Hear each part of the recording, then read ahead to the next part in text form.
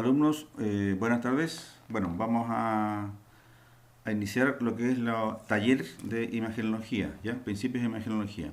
El objetivo de la clase entonces es entender la anatomía radiológica de la extremidad inferior. Vamos a ver pie, tobillo, pierna, rodilla, muslo, y caderas y pelvis, ¿ya? Eso es lo que vamos a ver hoy día con respecto a lo que es la anatomía radiológica. También vamos a ver lo que es la imagen propiamente tal que se ve en las imágenes de radiodiagnóstico, en este caso específicamente radiografías, ¿ya? Entonces, ese es el objetivo de la clase de hoy día. Vamos a ver toda la parte esquelética desde la pelvis hasta las extremidades inferiores. ¿No es cierto? Siempre para empezar cualquier capítulo hay que hacer un poquito de recuerdo de la clase anterior, sobre todo esto es lo que vimos en cátedra, es entender cómo se forma la imagen radiográfica, ¿ya? Si vamos a ver radiografía, es fundamental entender cómo se forma la imagen radiográfica. Y si hacemos un poquito de recuento, decíamos que los rayos X se forman por la desaceleración brusca de electrones acelerados. Dentro de un tubo de rayos X, es un tubo de rayos X que es de vidrio al vacío, ¿no es cierto?, donde tenemos un ánodo y un cátodo.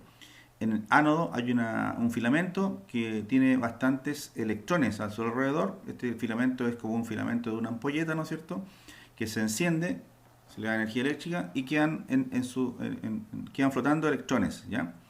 Esos electrones, bueno, los determina un material importante que es el material que se llama tungsteno. A través de esos electrones quedan acá. Ahora, si yo aplico una diferencia potencial entre el ánodo y el cátodo, voy a generar una diferencia de potencial que fluctúa entre 40.000 voltios y 120.000 voltios. Ustedes saben que eso es bastante elevada la corriente. Ustedes saben que la corriente en la calle son 220 voltios, estas se elevan a 40.000 hasta 120, 125.000 voltios. ¿Y eso qué es lo que hace? Que los electrones que estaban en el filamento chocan, ¿no es cierto?, impactan sobre una pista que es el ánodo, y aquí se genera bastante energía calórica. Y también se generan los rayos X, que es lo que aparece aquí direccionado hacia la estructura que nosotros queremos radiografiar, ¿ya? Esta se llama entonces radiación X, ¿ya? Ahora, dentro de las propiedades, hay que tener importante la propiedad número 1, que es el poder de penetración. Propiedades de los rayos X, el poder de penetración.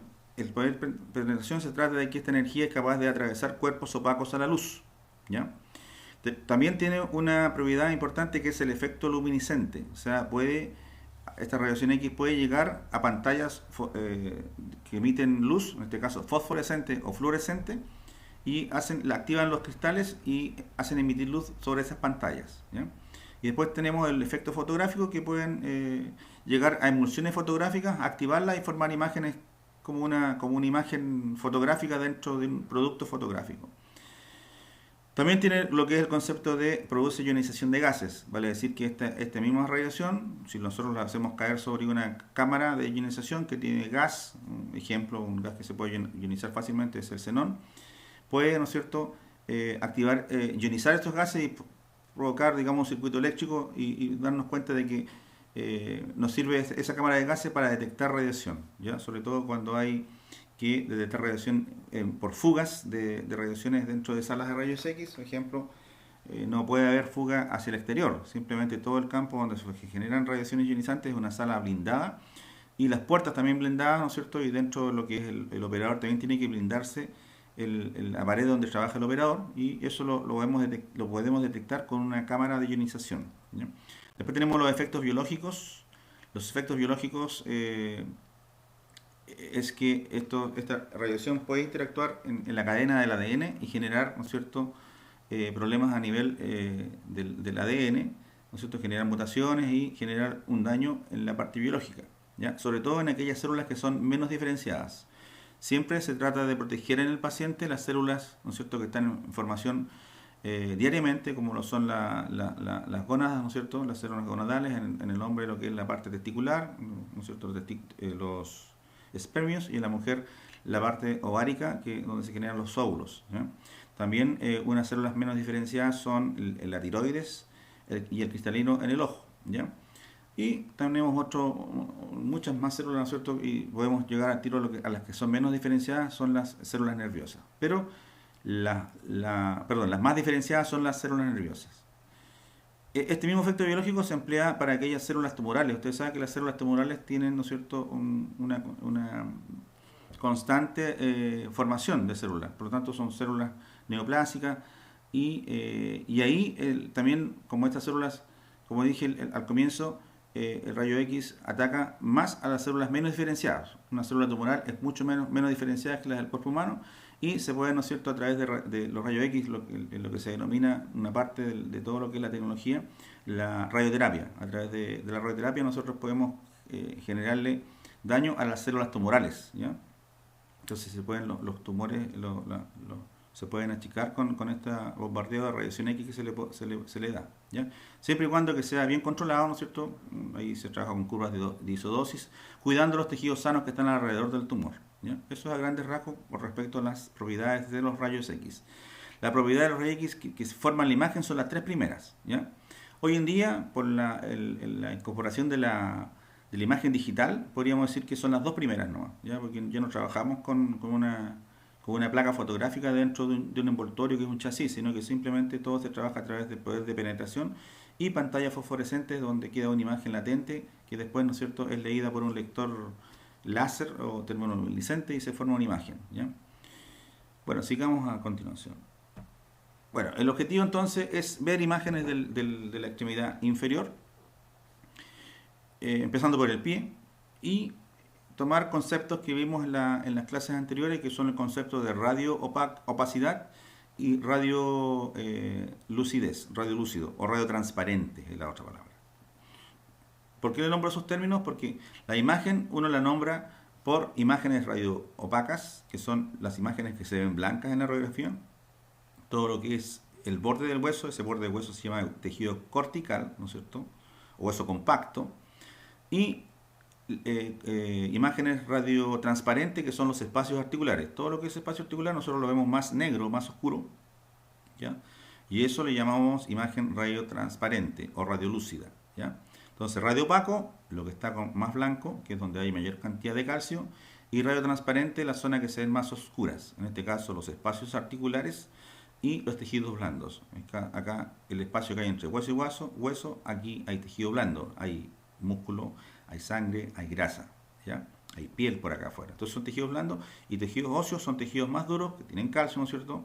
El calcio tiene un alto número atómico, por lo tanto en estos tejidos la radiación queda absorbida, ¿ya? En los otros tejidos más blandos la radiación atraviesa la estructura y llega a una película, ¿no es cierto? O llega a una pantalla fosforescente. Entonces, radiolúcido, radio opaco. La anatomía descriptiva, la anatomía radiológica, ¿no es cierto? Ustedes ven claramente arriba falanges, ¿ya? Que forman lo que son los dedos, los ortejos de los pies, ¿no es cierto? Vemos metatarsianos, ¿ya? Vemos huesos del tarso. Esta articulación entre metatarso-tarsiana se llama articulación del isfran, donde consta de las primeras tres cuñas y el hueso cuboides, ¿no es cierto? Con los metatarsianos es de la articulación del isfran. Después la parte posterior, estos huesos que están acá, el escafoide, el astrágalo, entre el calcáneo, el astrágalo, el escafoide y el cuboide, esta articulación se llama articulación de Chopard, ¿ya? Hay que entender que hay estructuras acá que quedan superpuestas. Ejemplo, acá vemos imágenes de huesos sesamoideos, ¿no es cierto?, que están debajo de la cabeza del primer metatarsiano. Y digamos que hay un fenómeno acá de superposición de estructuras, ¿ya? Recuerden que esta es una estructura que tiene 3 dimensiones, como todas las del cuerpo humano tienen 3 dimensiones, y nosotros en la radiografía solamente estamos viendo 2 dimensiones. Entonces hay que tener en cuenta que hay estructuras superpuestas o sobreproyectadas. Aquí tenemos 3 cuñas, que aquí solamente alcanzamos a visualizar dos nomás, y la otra tercera estaría superpuesta sobre el cuboides. Entonces, de aquí es la importancia, y esto es para todo el cuerpo humano, que siempre debe el examen radiográfico constar de 2 o 3 planos, ¿ya? Siempre tienen que estar incluidos dentro de un examen radiológico un plano frontal, un plano oblicuo, o un plano frontal o un plano lateral, e incluso un plano frontal, lateral y oblicuo, tres proyecciones mínimas, o sea, 2 proyecciones mínimas y pueden ser hasta 3 o 4, ¿ya? Esta es una proyección lateral. aquí, ¿no es cierto?, aparecen ahora sobreproyectados los metatarsianos, o sea, no podemos saber si hay una fractura o no de algún metatarsiano, pero se desproyecta los huesos sesamoideos. Acá se desproyectó muy, ¿no es cierto?, evidentemente el hueso calcáneo y se desproyectó también el astrágalo. ¿Ya? El escafoide también lo vemos desproyectado, entonces digamos que acá para lesiones de los metatarsianos esta radiografía no me serviría de mucho, ¿ya? Porque no pasan, todos los metatarsianos se sobreproyectan, igual las cuñas, ¿ya? Igual se sobreproyectan acá, ¿no es cierto?, el hueso cuboides al escafoides, ¿ya? Que ahí aparecen sobrepuestos, ¿ya? Entonces este es un pie lateral. Esto es radiolúcido, ¿no es cierto? Radiolúcido los espacios, radiolúcido los espacios, y los huesos son radioopacos. Mientras mayor cantidad de calcio tenga el hueso, que sobre todo la periferia tiene mayor cantidad de calcio, porque tenemos un tejido cortical compacto, es más radiopaco. Este tejido que tenemos en la parte ya del centro de un hueso irregular, como son los huesos del pie, en este caso, del tarso, este es un tejido también opaco, pero menos opaco que lo que está en la periferia, ¿ya? Tenemos el pie oblicuo. El pie oblicuo acá me demuestra, ¿no es cierto?, que las cuñas las podemos por lo menos diferenciar en algo, 1, 2 y 3, cosa que en las primeras radiografías no se podían visualizar, sobre todo la tercera cuña.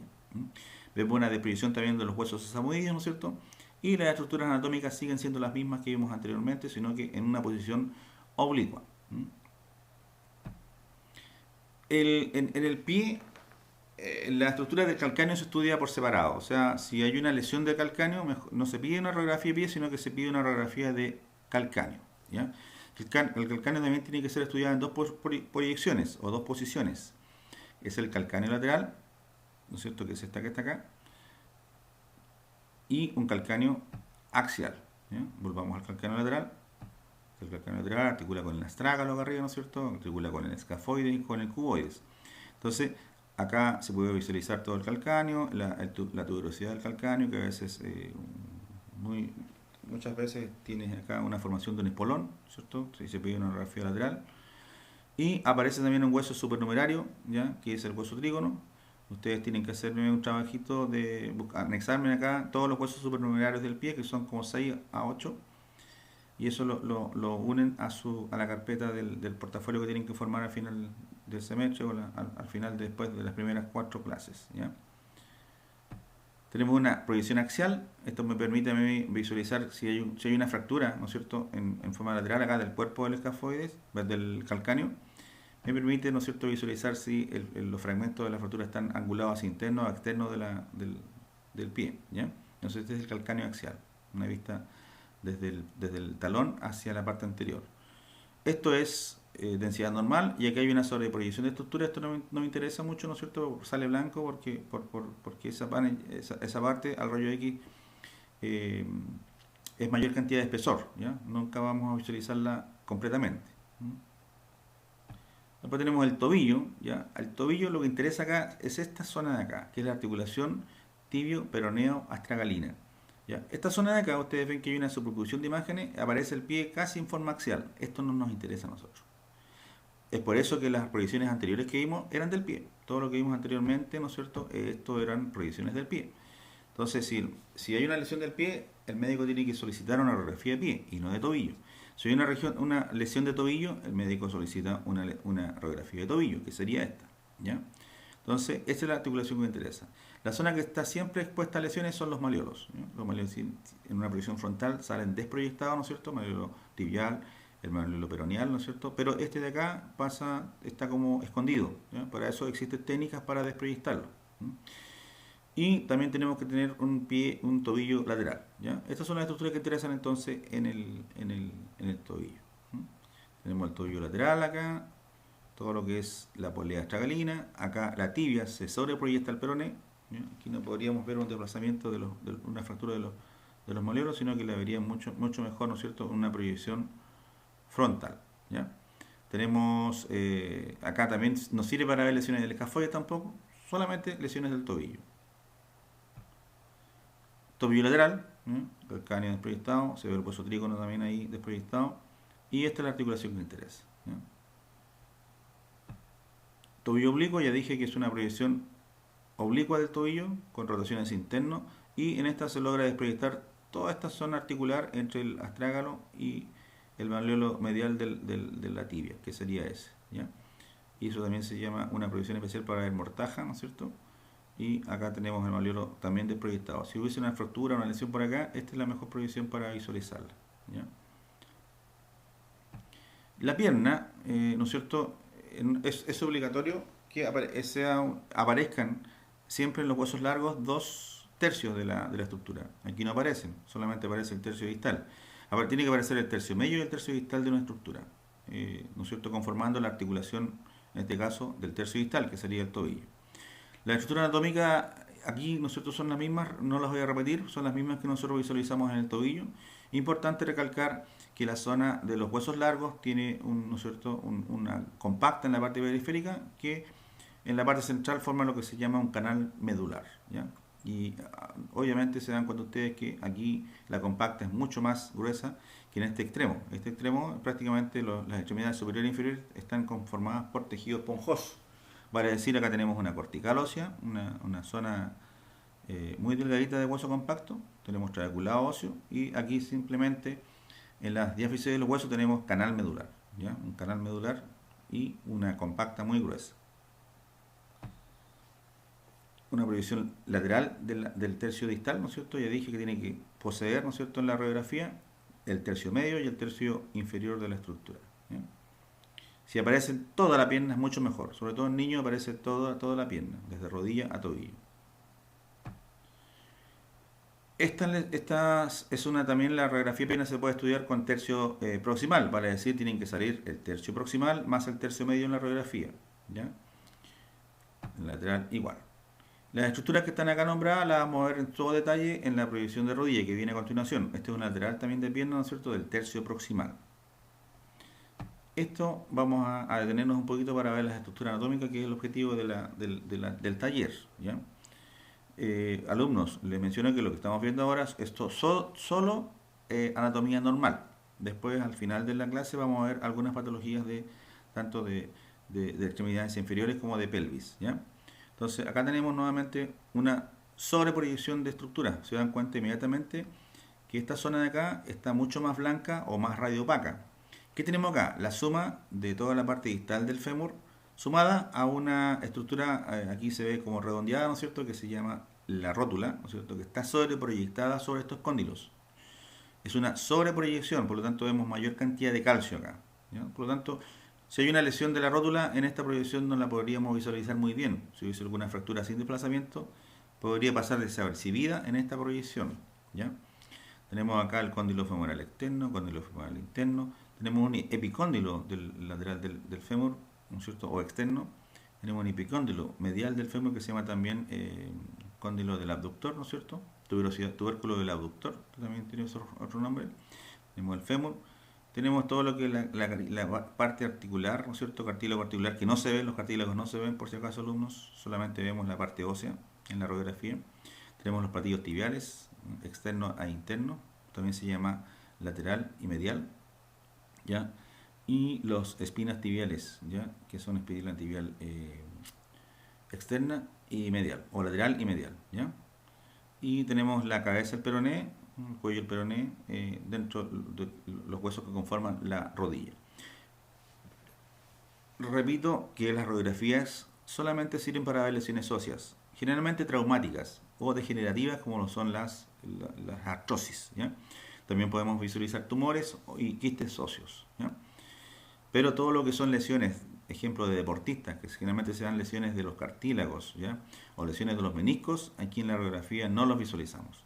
Sabemos la ubicación, sí, acá se ubican los meniscos, ¿no es cierto?, acá se ubican los ligamentos cruzados, pero no podemos visualizarlos, ¿ya? No se visualizan, ¿ya? Para ver lesiones de ligamentos cruzados, de menisco, de la bolsa sinovial, de los cartílagos articulares, ¿no es cierto?, de los ligamentos colaterales, ¿no es cierto?, tenemos que hacer una resonancia magnética. La resonancia magnética es el mejor examen para visualizar lesiones de partes blandas de la rodilla, ¿ya? Podemos decir también que la ecotomografía me sirve para ver lesiones periféricas de todas las articulaciones, ejemplo, ligamentos colaterales, ¿ya?, tanto externo como el medial se podrían visualizar bien con una ecotomografía. Una lesión del ligamento rotuliano también se podría ver bien con una ecotomografía, puesto que la ecotomografía ve tejidos blandos, pero siempre periféricos.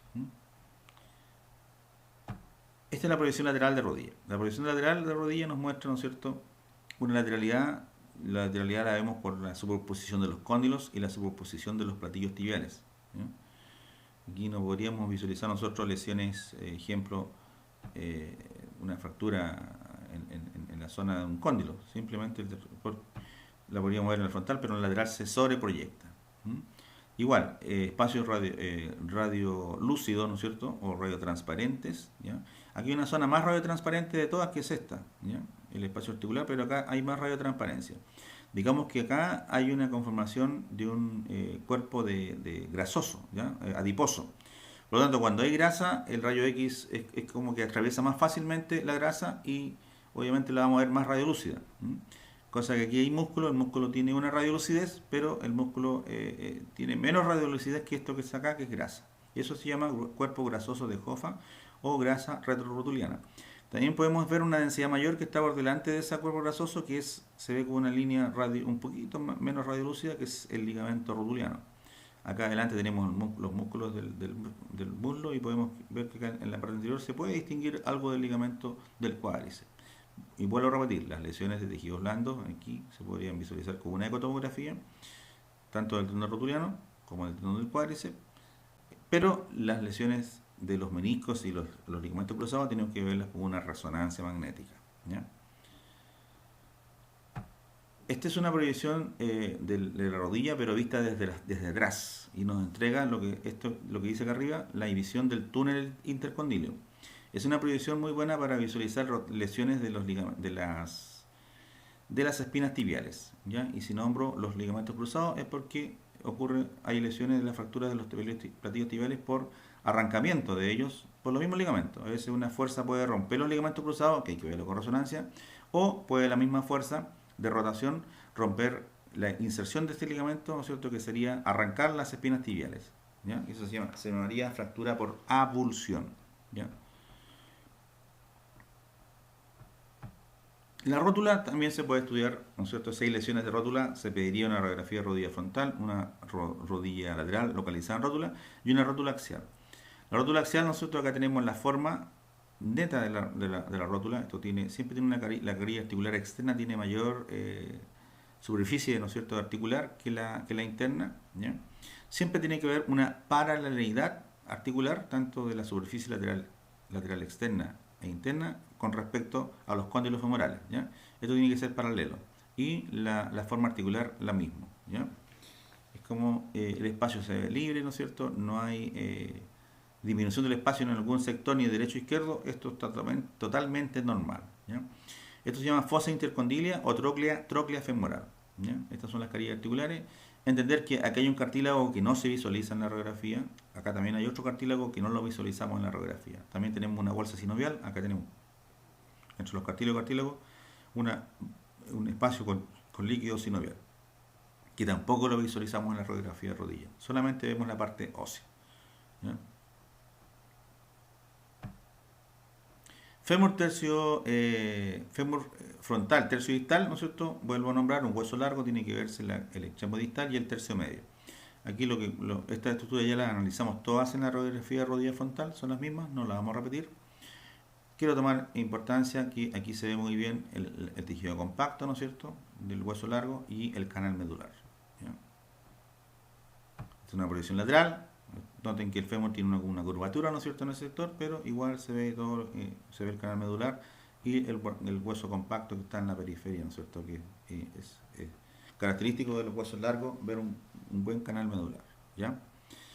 Este espesor siempre tiene que ser así, como en este caso se ve, digamos, bastante macizo lo que es el espesor de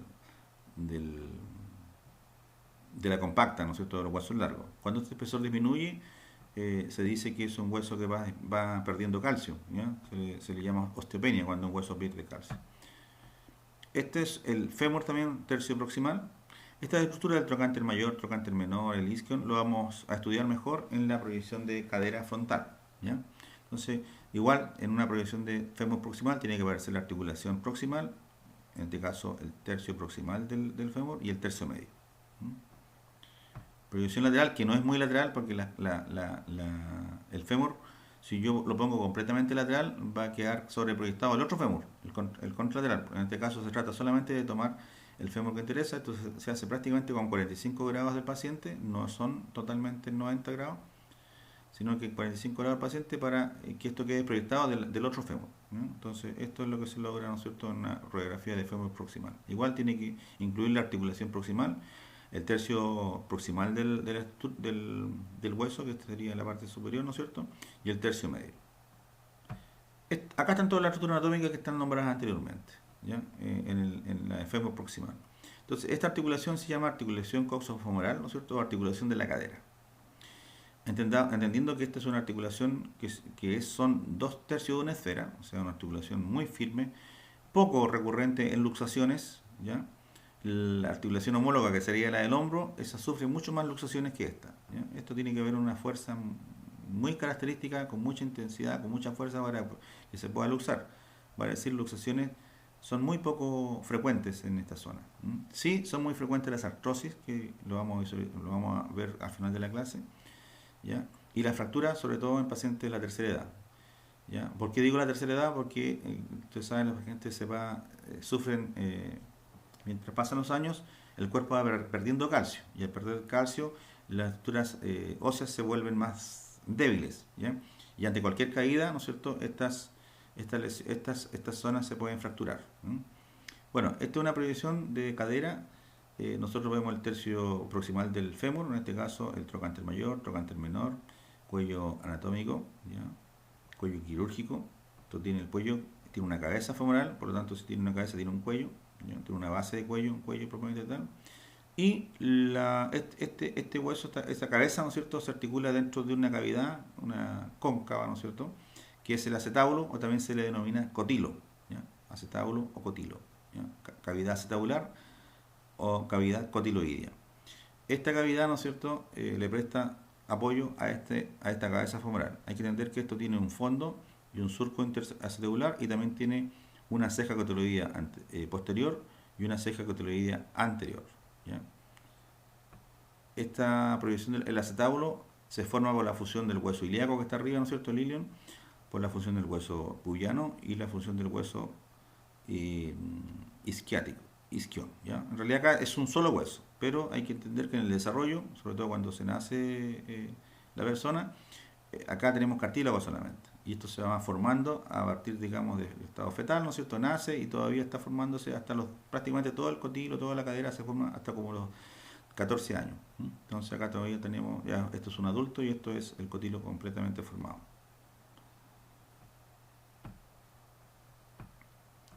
Esta es una proyección, si esa anterior era una cadera frontal, esta es una cadera que le llamamos lateral u oblicua. No existe lateralidad estricta en las proyecciones de laterales, entonces acá no sirve para ver lesiones del cuello, porque acá se sobreproyecta el cuello. Sí sirve para ver lesiones, ¿no es cierto?, de la espina ilíaca anterosuperior y la espina ilíaca anteroinferior. O sea, si hay una fractura acá se va a visualizar. Y también acá se proyecta la espina ciática, cosa que en la proyección frontal salía escondida acá, no se alcanza a visualizar. Entonces acá tenemos la espina ciática y, ¿no es cierto?, vuelvo a decir que siempre tienen que haber dos proyecciones, no una sola, porque en una me sirve para ver algunas estructuras y en la otra veo las estructuras que se esconden en la proyección anterior. Entonces acá tenemos visualizándose mejor las estructuras, ¿ya? Acá también se desproyectó el trocánter menor, ¿ya? Y la tuberosidad isquiática se ve como en el plano axial, no se ve bien el agujero obturador acá, ¿ya?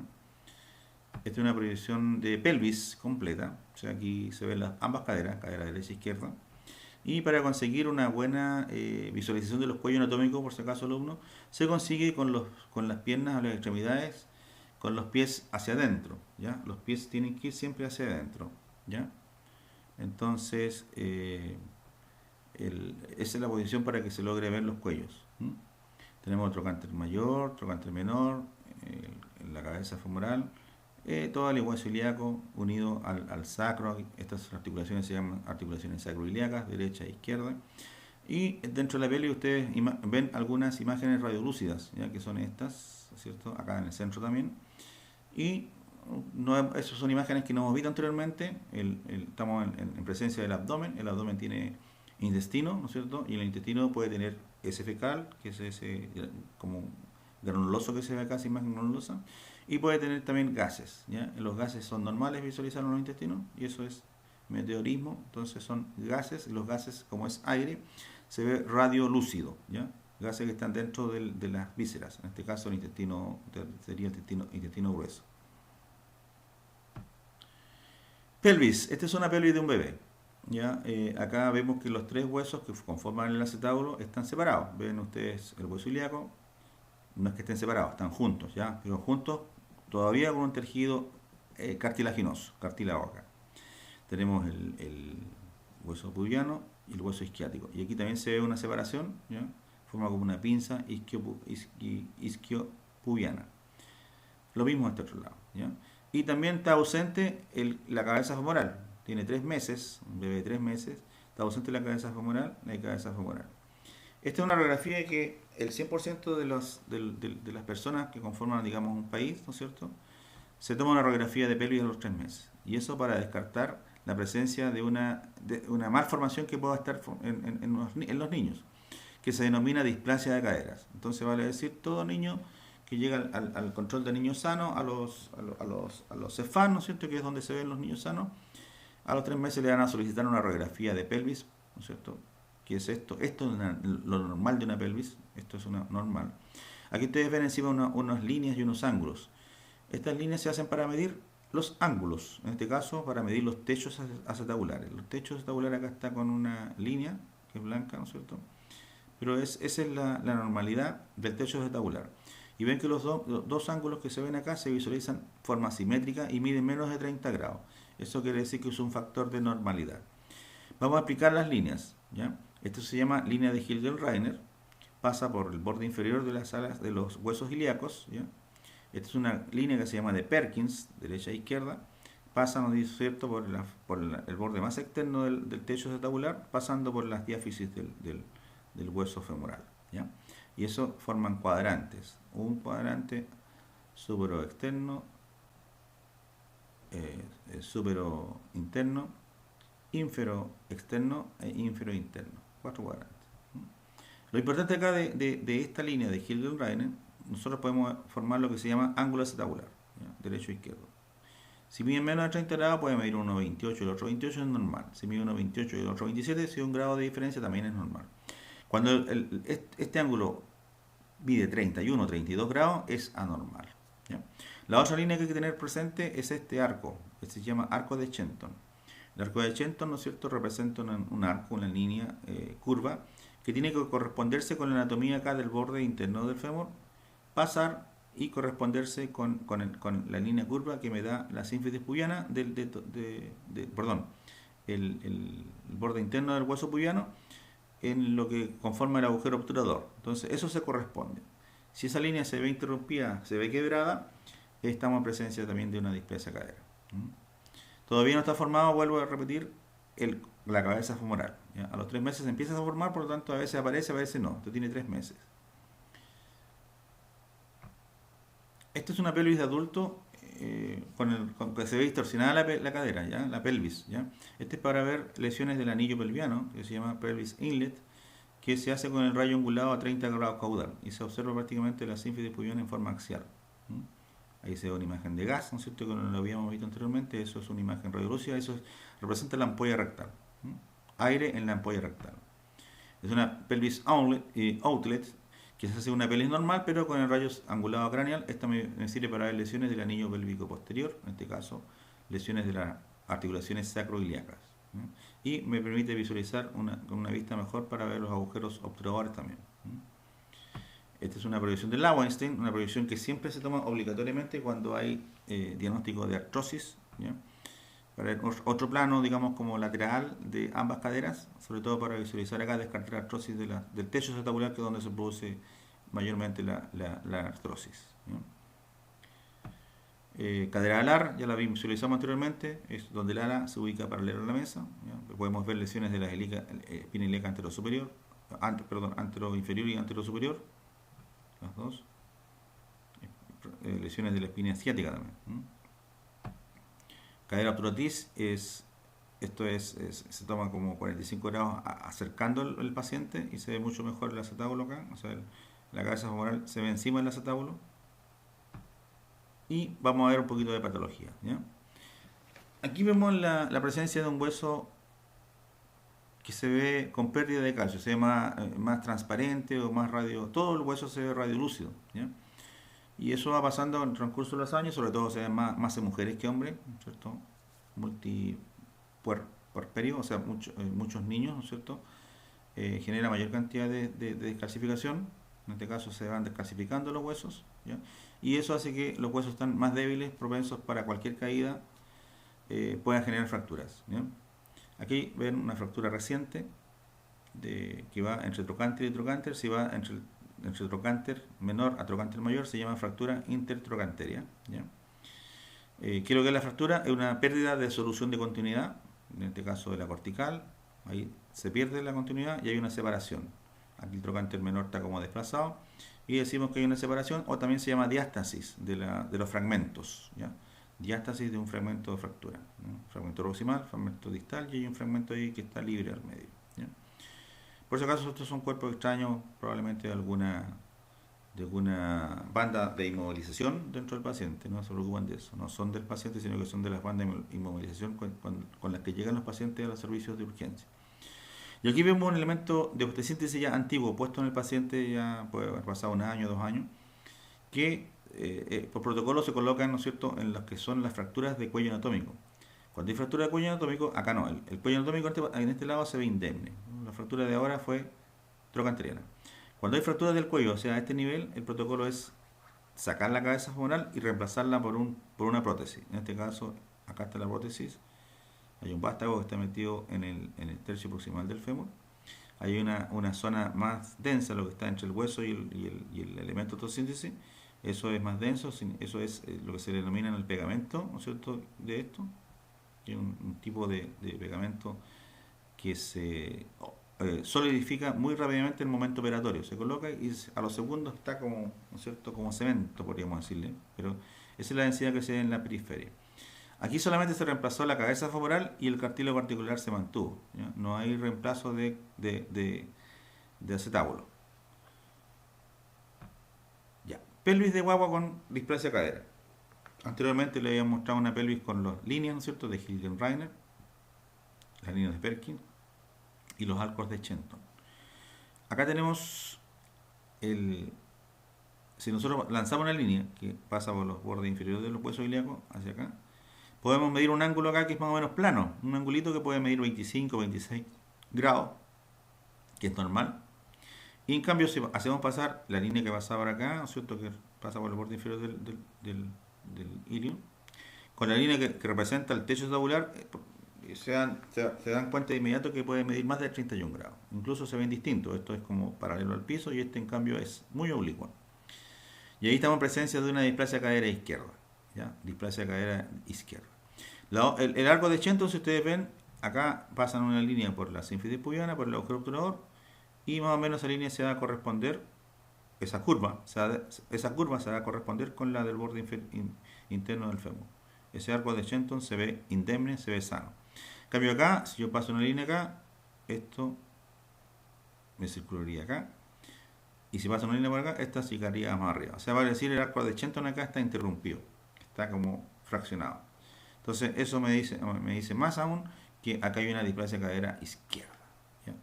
Si esto no se repara, el niño al año va a estar cojeando, o lo tanto en adulto se va a convertir en un niño con cojera, con una extremidad más corta que la otra, o la articulación de la cadera articulando no en el cotílo, sino que más arriba, ¿ya? Puede ser subluxación o luxación congénita. Esta es una proyección con la guagua en abducción. Se dan cuenta ustedes que acá por lo menos está formada la cabeza femoral un poquitito, y esa cabeza femoral llega al centro del acetábulo, de la cadera. En cambio acá, inmediatamente se dan cuenta que este fémur está como llegando hacia arriba, no al centro. No llega al centro, sino que llega arriba y ya estaría con problemas, ¿ya? Entonces, el tratamiento para esta displasia cadera, si es leve, simplemente se pone su pañal y sobre el pañal otro pañal. Se llama poner 2 pañales, y la cosa es que el niño esté casi todo el día con esta posición de las piernas, ¿ya? Y al cabo, después de esto se toma 3 meses, al cabo de 3 meses hay que hacerle un control, Y esto supuestamente debería de ir disminuyendo. Solamente con el hecho de tener las piernas abiertas se puede disminuir. ¿Ya? Si no se disminuye, hay que aplicarle lo que son las correas de Pauling, unas correas que amarran toda la parte, ¿no es cierto?, del tronco del niño y dejan unas correitas afirmando a la parte de las piernas, y con eso prácticamente queda con mucho mayor angulación, con las piernas abiertas durante todo el día. ¿No? Igual se hace un control 3 meses después para ver si acaso esto va cambiando. Supuestamente el cambio es que vaya bajando los ángulos. ¿No? Si eso no pasa, simplemente después al cabo del año el niño tiene que operarse. Ustedes ven acá una pelvis mucho más grande que los anteriores, ¿no es cierto? Que esto. Y este es bueno, acá está mal puesto el nombre, por si acaso, niños, esto es una displasia congénita de cadera izquierda, que es el resultado de una displasia que no se trató, ¿ya? En este caso sería izquierda, ¿ya? Acá tenemos el hueso ilíaco que todavía se ve separado, ya dije que se junta como a los 14 años todavía. Acá también se ve una separación, acá hay cartílago, acá también hay cartílago, todo esto también tiene cartílago. La cabeza femoral está formada y también hay un cuello que tiene cartílago, no sé si está en formación. Y simplemente aquí este techo ya no es techo, sino que está muy angulado, pasa desapercibido con la cresta ilíaca, ¿ya? Es un hecho que ya este cabeza femoral, en vez de impactar acá, impacta acá afuera, por lo tanto ya se le llama displasia congénita de cadera o subluxación congénita de cadera, ¿ya? Porque esto está como luxado. En este estadio debe tener un año el bebé, hay que operarlo. Pelvis. Bueno, acá vemos un reemplazo completamente de la cadera. Se reemplazó el cotilo y se reemplazó la cabeza femoral. ¿Ya? Acá, cotilo y cabeza femoral. O sea, es un reemplazo completo y ese se pone cuando hay una artrosis de cadera. Este es el protocolo, artrosis de cadera. Un reemplazo total de la cadera, tanto del cotilo como la cabeza femoral. Entonces, ¿por qué me doy cuenta aquí que esto no es hueso? Esto es radiolúcido y por fuera hay una estructura metálica radio opaca, ¿ya? Y aquí hay una especie de un material cerámico, ¿no es cierto? Que esto también tiene por fuera un material más radio opaco. Eso es artificial, ¿no es cierto? Eso no es del paciente, eso que representa lo que es el pegamento con lo que se coloca en la prótesis, ¿ya? Lo mismo este otro acá, ¿ya? Esto queda firme, simplemente estas prótesis de cadera tienen una duración de 20-25 años prácticamente. Por eso está recomendado ponerlo en las personas de la tercera edad. Aquí encontramos que el paciente probablemente, acá tenía lo mismo, acá hay una artrosis de cadera, ¿ya? La artrosis de cadera o la artrosis de cualquier articulación está marcado con un primer signo que se llama disminución del espacio articular. Aquí lo vemos, la disminución, ¿ya? Hay más signos, pero por lo menos en este paciente vemos... y también tenemos otro signo que es esclerosis o, ¿no es cierto?, aumento de densidad en la zona de roce, en este caso acá arriba, en la parte superior. Tenemos entonces disminución del espacio y con esclerosis del subcondral, el hueso que está debajo del cartílago, ahí y acá también. Entonces, eso también está candidato como para operarse después, ¿ya? Pero también tiene una subluxación, o sea, vale decir, esta cadera no está bien formada. Nosotros vemos estas imágenes anteriormente.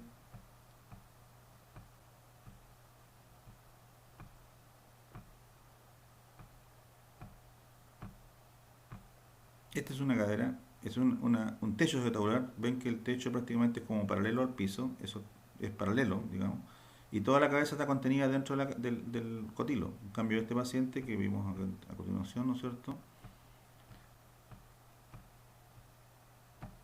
la cabeza femoral está un poquito fuera y esto no está plano, no está paralelo al piso, ¿ya? Esto es una subluxación congénita de cadera, ¿ya?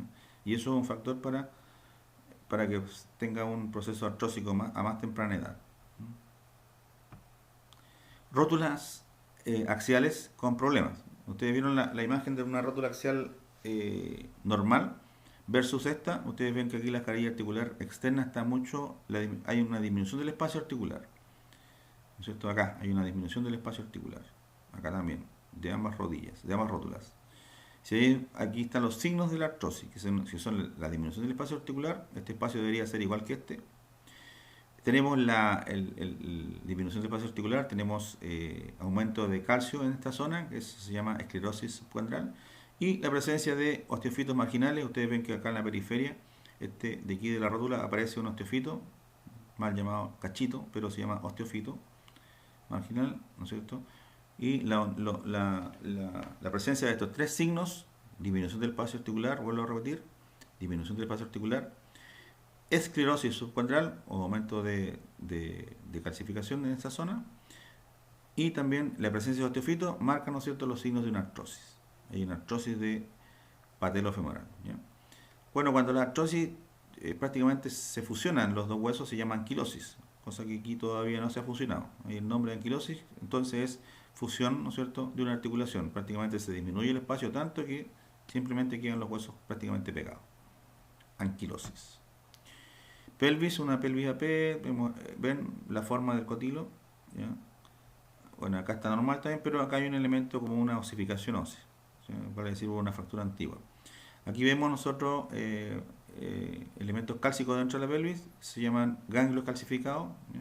Pueden ser, toda la parte abdominal está llena de ganglios, toda la zona de los grandes vasos, y aquí también podemos ver ganglios que se calcifican, y esos son signos de normalidad, no es para nada patológico.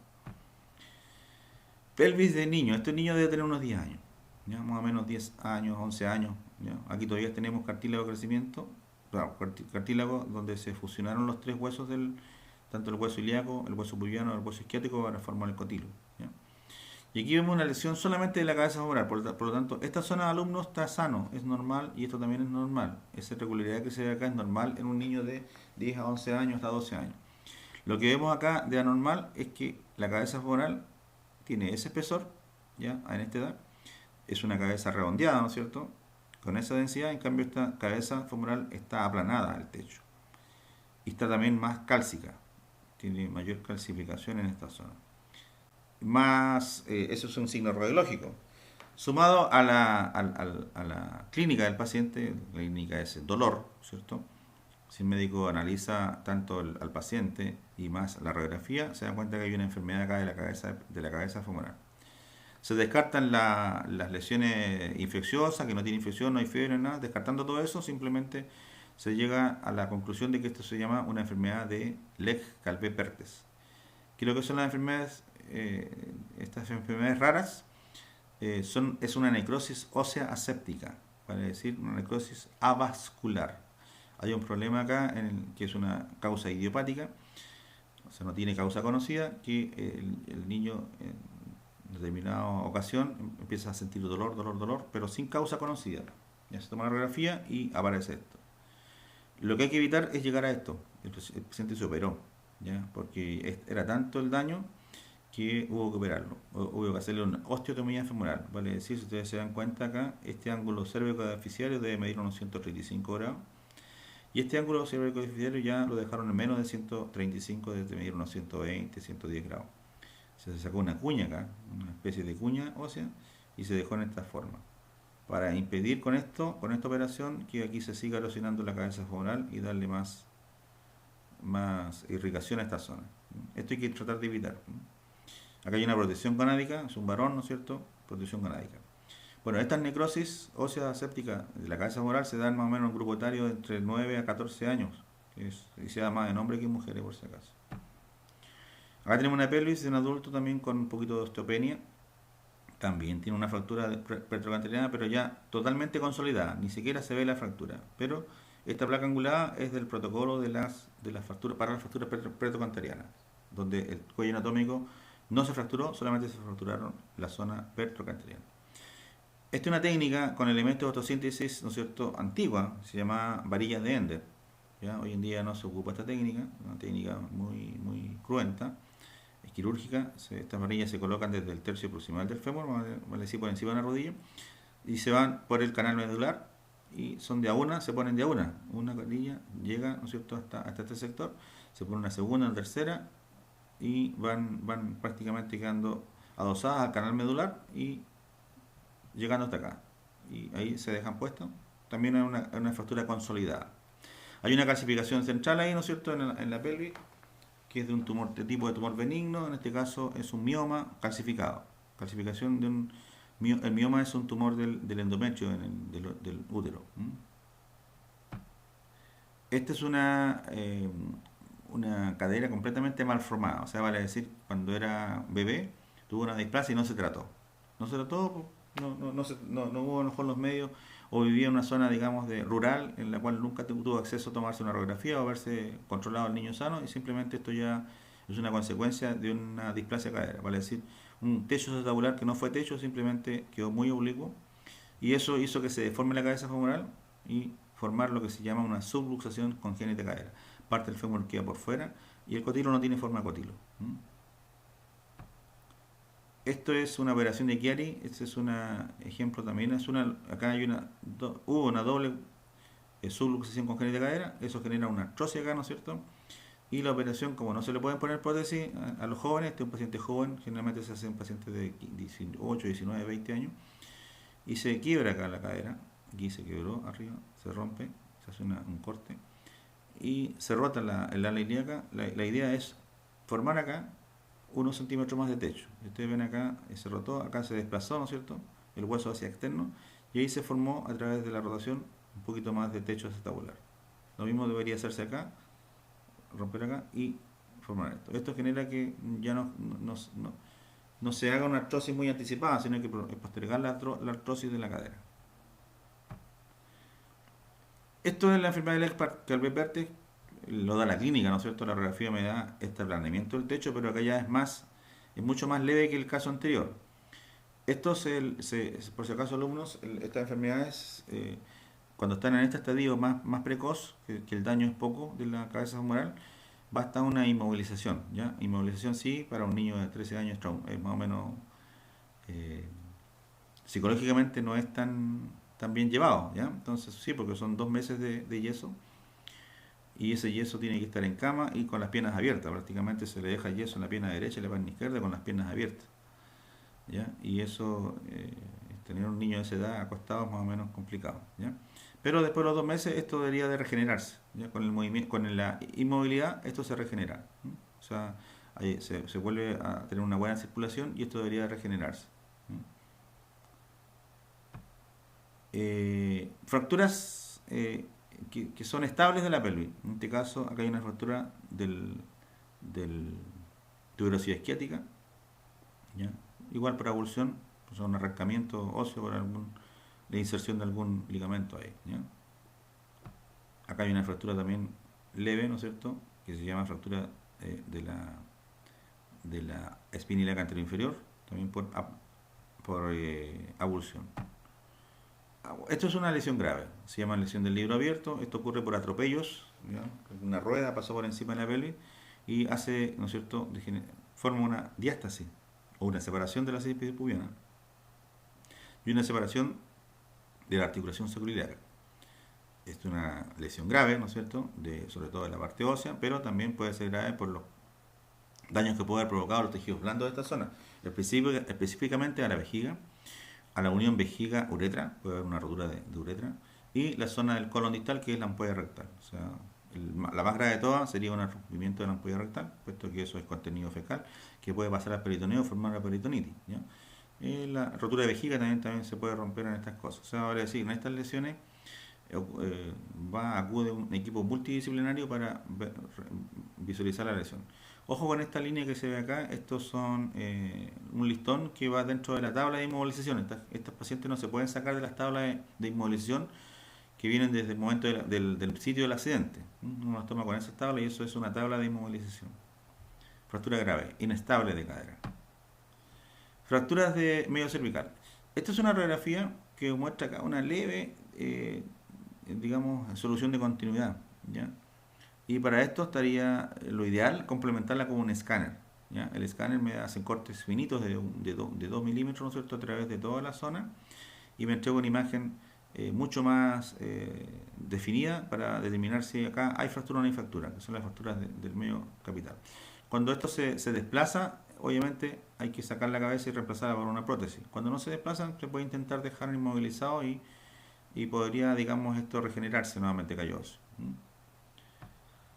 Esta es una fractura desplazada. Esta es una fractura de la base del cuello y aquí, ¿no es cierto?, hay que operar porque se rompen los vasos sanguíneos que irrigan esta zona y es donde se reemplaza esto por una prótesis, ¿ya?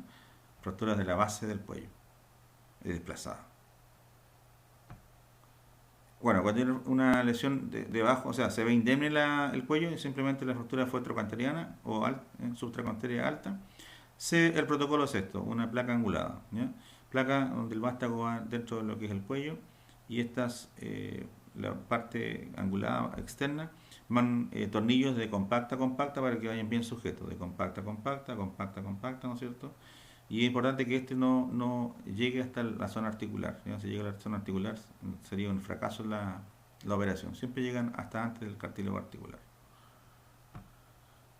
Bueno, fracturas del fémur se tratan, o todas las fracturas de los huesos largos se tratan por lo que se denomina un tubo endomedular, de Kunche. ¿Ya? Eso, tanto para la tibia como para el fémur, se tratan con ese elemento de osteosíntesis. Es una fractura reciente porque ahí todavía se ven fragmentos que no están osificados. Fractura subcratonteriana, lo mismo, una placa angulada, ¿no es cierto? Artrosis incipiente rodilla. Acá tenemos un espacio articular más o menos amplio y acá tenemos un espacio articular menor. Esto es una disminución del espacio y generalmente la rodilla genera artrosis, ya sea en la parte externa o interna, no es casi en las dos articulaciones a la misma velocidad. En este caso, una artrosis del cóndilo y platillo tibial interno o medial de la rodilla. Disminución del espacio y aumento de calcio acá en la zona articular. ¿Ya? Todavía falta el osteofito, o sea, por eso dicen incipiente. Está empezando la artrosis. Fracturas supracondilias. ¿Ya? Este es el esquema de una fractura supracondilia y también se llama intercondilia. ¿Ya? Aquí los elementos más o menos son...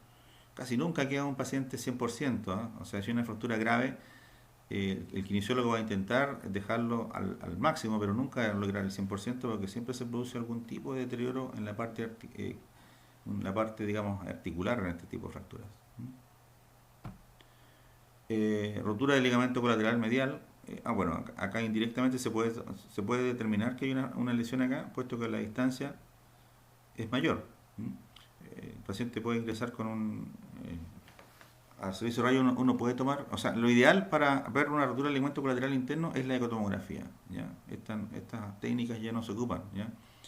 Por si acaso, radiográficamente, indirectamente puedo saber yo, pero había que hacer un bostezo interno al paciente y eso es muy doloroso. Entonces, mejor hoy día una ecotomografía o una de resonancia, sería más cara. Fractura transversal de la rótula, ¿ya? Esta es la técnica que se tratan actualmente. Si hay una fractura transversal, generalmente cuando se fractura transversal, el fragmento distal, ¿no es cierto?, proximal, tienden a diastazarse. ¿Por qué? Porque los tendones que sujetan la rótula, acuérdense que la rótula es un hueso sésamo-dio, está entre el tendón del cuádriceps y el tendón rotuliano, tienden a diastazarse o separarse. Entonces se deja dos agujas de Kirchner, ¿no es cierto?, y se amarran los fragmentos con alambres en este sector. ¿Ya? Fijación de la rótula. Acá hay una lesión de la base de la rótula que se llama, ¿no es cierto?, enfermedad de Larsen-Johansson, que es bien infrecuente, pero también es una lesión de niños, por si acaso. Acá esto es una habitual, que se llama enfermedad de Osgood-Schlatter y pertenecen a la familia de las necrosis óseas asépticas, igual que el Lechalbe-Perthes. ¿Y qué es lo que es? También es una enfermedad de entre 8 a 12 años y se da en la tuberosidad anterior de la tibia. Esto siempre se tienen que tomar radiografías comparativas, derecha e izquierda. ¿Ya? Esto me marca aquí una irregularidad dentro de la tuberosidad anterior de la tibia, un poquito más cálcica, y siempre unos fragmentitos ahí como si estuviese fracturada. ¿Ya? Y noten ustedes el aumento de tejidos blandos que se genera en esa zona. Sumado al dolor, más la imagen radiológica, en los niños, ¿no es cierto?, idiopático, sin causa conocida, es una enfermedad de Osgood-Schlatter. ¿Ya? Tratamiento igual, inmovilización por un tiempo y después nuevamente a lo que es tratar de movilizar en forma suave la rodilla. Rotura del ligamento rotuliano. Si se rompe el ligamento rotuliano, ya dije ya, como es un hueso sesamodillo, si se rompe acá, la rótula se va hacia arriba, se desplaza, se desluxa, ¿no es cierto?, hacia arriba porque hay una rotura de esto, del ligamento rotuliano. Lo mismo va a pasar, ¿no es cierto?, si se rompe el tendón del cuádriceps, la rótula va a bajar, ¿ya? Se va a ver aquí en esta zona, completamente irregular. Son infrecuentes estas lesiones, no son tan frecuentes. Tumores óseos. acá tenemos un compacto, hueso compacto, y aquí la cortical se desaparece, ¿no es cierto? O sea, vale decir, las células óseas pasan a ser reemplazadas por células malignas, en este caso, que destruyen todo, destruyen el tejido compacto que estaba acá, el tejido esponjoso. ¿Ya? Y si están sumadas, esto es un osteosarcoma, es un tumor de hueso y de músculo también, por si acaso. Muy maligno, que se da en pacientes jóvenes. Fractura osteocondral, o sea, vale decir, acá tenemos el cartílago articular y hueso, acá debería estar desde esta zona de acá, ¿ya? Y eso queda en el centro acá, del- en el espacio articular, ¿ya? Y se comporta como un cuerpo extraño que hay que ir a sacarlo también, o ir a operar y pegarlo a la zona del cóndilo. Aquí debería estar, esto está desprendido desde acá, de la zona medial. Osteocondritis disecante. Esto, si está en niños, esto es un niño también, hay cartílago de crecimiento, ¿no es cierto? Esto también es una enfermedad de niños y también pertenece a las necrosis óseas asépticas, ¿ya? Acá está la lesión, que dice osteo o hueso, condritis, o sea, el cartílago que no se ve en esta radiografía, están lesionados, ¿ya? Y esto puede desprenderse a nivel del espacio de articulación, ¿no es cierto? Es otro ejemplo. Y puede migrar, ¿ya? Dentro de la articulación, ¿ya? Se llama osteocondritis disecante, en un niño de 11 años, ¿ya? Y también tiene falta, también es idiopático. Hay cartílago, tiene entonces 11 años. Fracturas de platillo tibial, estas son graves, ¿ya? Y la idea, ¿no es cierto?, de acá es tratar de restablecer completamente la articulación, que no queden saltos en el platillo tibial, ¿no? Esto se hace con estos tornillos, ¿no?, como elementos de osteosíntesis. Fractura del tercio medio de la pierna, ¿ya? Aquí se hizo con varillas de Ender, pero lo más típico es que se haga con un tubo endomedular de Kunz, ¿ya? También dan buenos resultados las varillas, ya dije que no se colocan hoy en día, pero también sirven, ya, por si acaso, porque eso va a través del canal medular, ¿ya? Fracturas de los malleolos. Unimalleolar sería esto, ¿no es cierto?, que es lo más frecuente en tobillo, ¿ya? Esto se opera, por si acaso, ¿ya? Todas son quirúrgicas. Fractura bimalleolar, malleolo peroneal, malleolo eh, tibial, con mayor razón también son operables, ¿ya? Se operan, se ponen tornillos acá, o una placa con tornillos, ¿ya? Fracturas trimalleolar, vale decir el malleolo tibial, ¿no es cierto? Los dos malleolos tibiales, el externo y el medial, y el malleolo peroneal. Estos están siempre precedidos de una luxofractura, ¿ya? Porque aquí queda todo inestable, todo inestable. Fractura del cuello del astrágalo. El astrágalo es un hueso que si se fractura acá, ¿no es cierto?, se puede necrosar un segmento por la circulación que tiene, ¿ya? La circulación, y tiene que ser siempre operable también, ¿ya? Son súper raras estas fracturas, pero pueden pasar, ¿ya? Fractura de calcáneo. Esta sí es mucho más frecuente. La fractura de calcáneo, ¿no es cierto?, del cuerpo calcáneo, se produce por caídas de altura. Caídas de altura. Entonces ustedes tienen que notar acá que todavía la fractura no hay callo óseo, ¿vale? Es decir, esta fractura puede ser reciente y en la cual, ¿no es cierto?, no se pueden hacer, o sea, se pueden hacer terapias, pero todavía con mucho cuidado porque todavía falta callo óseo. Estos son espolón calcáneo, o sea, una excrescencia ósea en la parte del talón, que es muy doloroso, ¿cierto? Se puede operar y también generalmente se emplean técnicas de zapatos con un tipo de rosca acá en la parte en el zapato para poder, digamos, que no tenga roce esta zona con el zapato directamente. También hay un espolón del quinto metatarsiano. El alus valgo, que es, ¿no es cierto?, una deformación de la zona de la articulación del alus, y lo que hay acá es un valgo, o sea, un valgo dentro del alus se llama alus valgo, ¿ya? Una angulación del, del dedo, del ortejo mayor hacia interno, ¿ya? Y esto se hace externo, y forma un tejido blando acá, el que mal llamado se llama juanete, que es la zona que queda acá expuesta en la parte externa, ¿ya? Se forma incluso un aumento de tejido blando en esta zona. Y hay una subluxación de los huesos sesamoidillos en esta lesión, ¿ya? Esto también se opera cuando es muy evidente y genera mucho dolor, se opera, se deja en recto esta articulación. Luxación de Lisfranc, o sea, una luxación entre los huesos metatarsianos y huesos tarsianos, ¿ya? También se resuelve, se reduce y se deja con un yeso con inmovilización, ¿ya? Esta es la fractura también más o menos frecuente de la base, ¿no es cierto? O de la base del quinto metatarsiano, esta zona de acá. Esto se llama cabeza y esta es base y esto en la parte externa. También por una torsión, ¿ya? Si hay una torsión te puede fracturar el maleo peroneal o se puede fracturar la base del quinto metatarsiano. También se logra por avulsión, vale decir que es por torsión, vale decir el tendón que va acá, ¿no es cierto? Inserto. Eh, Desinsertó o se desprendió, hizo desprender la parte ósea de donde se inserta, ¿ya? Se llama fractura por avulsión. Sesamoideo subluxado. Este es un sesamoideo subluxado en una lesión de alus valgus. Acá está el tejido blando completamente inflamado, que es el mal llamado juanete. Exostosis. Este aumento de excrescencia ósea se llama exostosis. Es en realidad un tumor que se llama osteocondroma, que es benigno, ¿ya? Se da generalmente en los tercios proximales y distales de los huesos largos. Puede ser acá, en la parte de la cadera, también puede ser en este sector, ¿ya? Ahí se da, ¿ya? Aquí hay uno que no se visualiza. El efecto de canto hace que aquí se vea una cortical y ese es el que está acá arriba.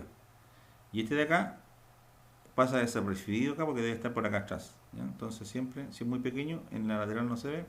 Y este de adelante se ve aquí sobreproyectado, ¿ya? Eso se llaman exostosis. Si son muy grandes se operan, ¿no? Si son pequeños se dejan igual. Osteogénesis imperfecta. Esos son los llamados niños de cristal, ¿ya? Que siempre son niñitos de baja estatura, viven siempre en todas las extremidades en correas y la parte también del tronco con correas, ¿ya? Para que no cualquier cosita se quiebran porque tienen una descalcificación de nacimiento, ¿ya?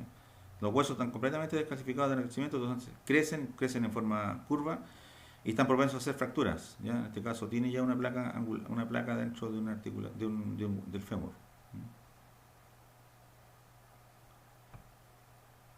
Mieloma múltiple. Mieloma múltiple, el ejemplo acá donde... Acá. En esta zona de acá hay unas imágenes radiolúcidas, ¿ya? Estas son presencias de mieloma múltiple. El mieloma múltiple es una lesión de la médula ósea, ¿no es cierto?